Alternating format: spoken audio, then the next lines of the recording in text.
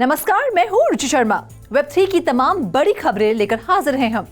Crypto currencies को लेकर चिंताएं बढ़ रही हैं। यही वो वजह है कि दुनिया भर में इसकी ग्रोथ पर लगाम लगाई जा रही है। तो वहीं दूसरी तरफ कभी ना हार मानने वाले देशों में से एक इंडिया बेहद तेजी से अपने स्थिर CBDC को लाने के लिए ई-रूपी लॉन्च करने के प्लान पर काम कर रहा है। इस महीने की शुरुआत में RBI ने ई-रूपी के लिए फर्स्ट पायलट स्कीम को रोल आउट किया। इसमें RBI ने कई बैंक्स को डिजिटल रुपी का इस्तेमाल करके गवर्नमेंट बॉन्ड्स में सेकेंडरी मार्केट ट्रांजैक्शंस को सेटल करने की अनुमति दी है। इतना ही नहीं, अब RBI का प्लान इंडियन रुपी के डिजिटल फॉर्म के खुदरा उपयोग की टेस्टिंग को अंजाम देना है। इंडिया के अलावा और भी कई बड़े देश हैं जो CBDC के इस्तेमाल की खोज कर रहे हैं, जिनमें चाइना का नाम भी शामिल है, जो डिजिटल युआन की टेस्टिंग कर रहा है। चलिए बढ़ते हैं दूसरी खबर की तरफ। बिलियनियर एंटरप्रेन्योर एलन मस्क के लिए ये साल रोमांच से भरा रहा, और हो भी क्यों ना।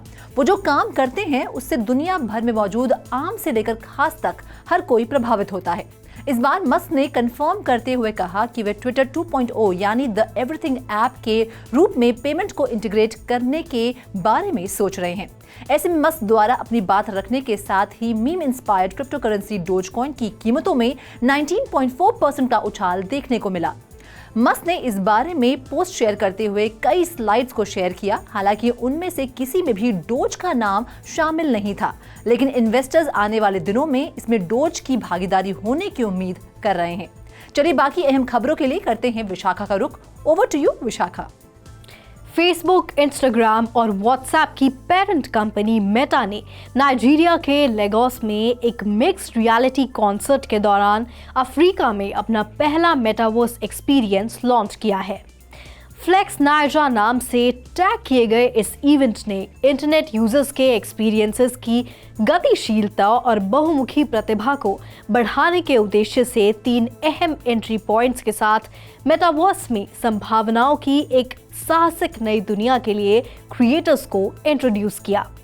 इन 3 अहम एंट्री पॉइंट्स में NFTs, अवतार्स और ऑगमेंटेड रियलिटी का नाम आता है।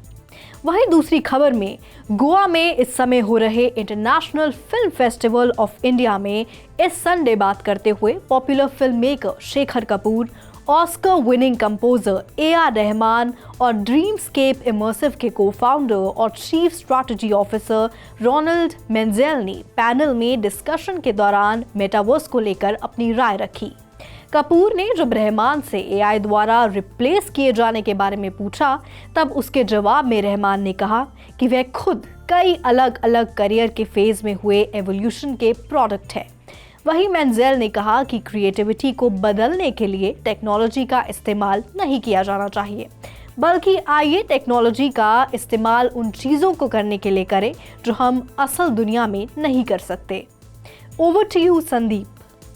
क्रिप्टो के नाम पर आए दिन धोखाधड़ी के मामले बढ़ते ही जा रहे हैं। ऐसे में आ रही एक नई खबर के मुताबिक 2 लोगों ने क्रिप्टो हब के नाम से जाने जाने वाले दुबई में एक इन्वेस्टर उसके दोस्त को फेक बिटकॉइन डील के नाम पर अपना शिकार बनाया है। मामले को अंजाम दुबई के मनकूल इलाके में पीड़ित के घर पर दिया गया है। दरअसल पीड़ित जो है वो बिटकॉइन खरीदना चाहता था, जिसकी वजह से उसने अपने एक दोस्त से प्रमोटर का नंबर लिया।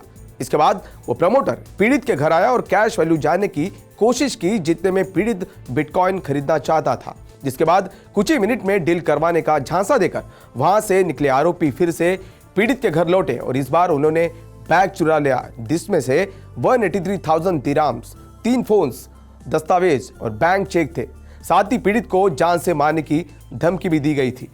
वही रुक करते हैं दूसरी खबर की ओर। UK police unit action fraud के डेटा के मुताबिक यूके में क्रिप्टो करेंसी फ्रॉड एक साल में 32% बढ़कर 226 मिलियन पाउंड्स यानी $273 मिलियन हो गया है। इसके बारे में सोमवार को फाइनेंशियल टाइम्स ने एक रिपोर्ट में बताया है।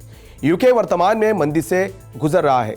इस वजह से कॉस्ट ऑफ लिविंग में इजाफा देखने मिला है, जिस वजह से कुछ लोग धोखेबाजों के चकमे में आ रहे हैं।